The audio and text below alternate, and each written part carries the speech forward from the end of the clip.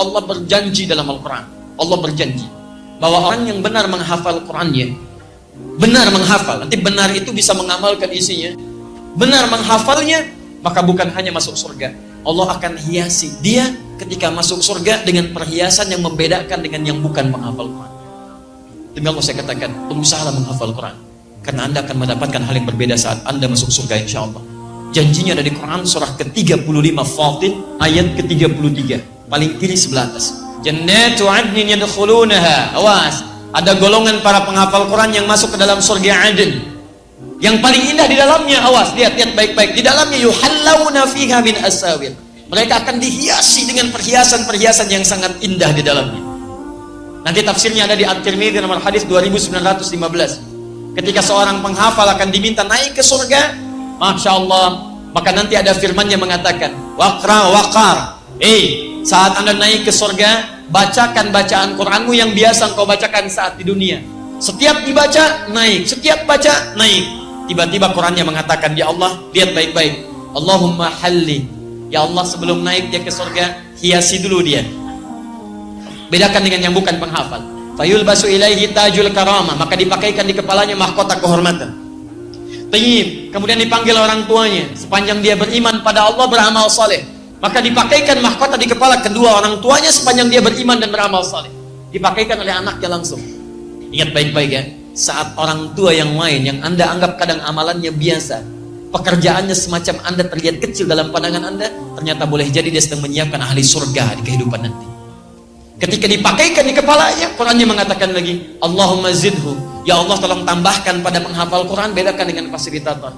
Fayulbasu ilaihi libasal karamah. Maka dipakaikan padanya jubah kehormatan. Maka naiklah dia ke dalam surga. Perhatikan, ketika dia naik ke dalam surga itu disebutkan jannatu adnin.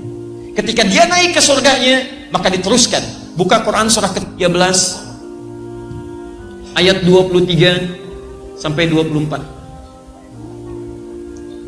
Dari mana Ustadz taunya bisa membawa kedua orang tuanya? Bukan hanya orang tua, pasangannya dibawa. Jadi kalau suami penghafal Quran, istrinya beramal soleh, istrinya diajak oleh suaminya. Kemudian anak cucunya beramal soleh, diajak juga semuanya. Lihat kalimatnya, Quran surah 13 ayat 23. Kalimatnya sama awalnya. Jannatu adnin yadkhulunaha wa man salaha min abaihim wa azwajihim wa dzurriyyatihim. Ada ayatnya? Masya Allah. Jadi kesimpulannya, penghafal Quran masuk surga tidak? Sepanjang dia mendekat pada Allah Subhanahu wa ta'ala, mengamalkan isi Qurannya, menghafal dengan benar. Bukan hanya masuk, dia dapat perhiasan dan dikunjungi oleh malaikat di setiap pintu surga. Sampaikan ayat ke-24-nya. Wal malaikatu yadkhuluna min kulli babin. Dan malaikat masuk ke setiap pintu surga menyambut mereka, bahkan mengatakan pada mereka, salamun alaikum bima sabartum. Selamat karena Anda sabar saat menjalani usaha di muka bumi. Sabar. Fa ni'ma uqbaddar. Maka senikmat-nikmat tempat terbaik, inilah tempatnya. Silahkan masuk. Baik. Jadi kesimpulannya, ketika Anda ingin masuk surga dengan cara menghafal Quran, ada yang masuk surga dengan cara tahajud, makanya dibuka babu tahajud. Ada yang ingin masuk surga dengan berpuasa, makanya dibuka pintu ar-rayyan, pintu orang puasa. Jadi ketika nanti Anda di akhirat, Anda dipanggil, hei ahli puasa, pintunya manggil ar-rayyan.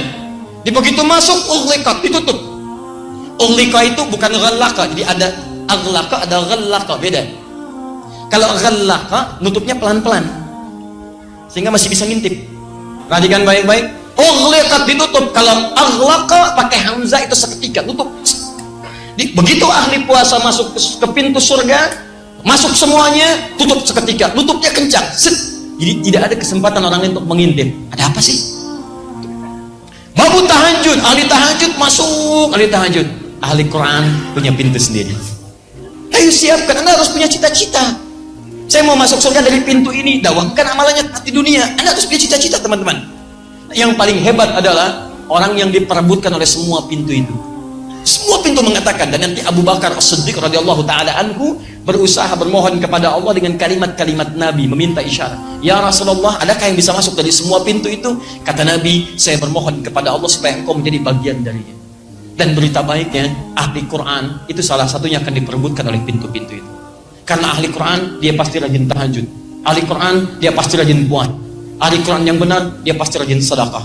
Anda belum jadi ahli Quran yang terbaik, kalau belum bisa mewujudkan pintu-pintu yang dimaksudkan tadi. Mustahil ada ahli Quran meninggalkan tahajud, mustahil. Mustahil ada ahli Quran tidak senang dengan puasa sunnah. Mustahil ada ahli Quran tidak senang dengan sedekah. Ketika berkumpul Quran dalam jiwa Anda, disitulah puncak kebaikan tersemai dalam jasad Anda.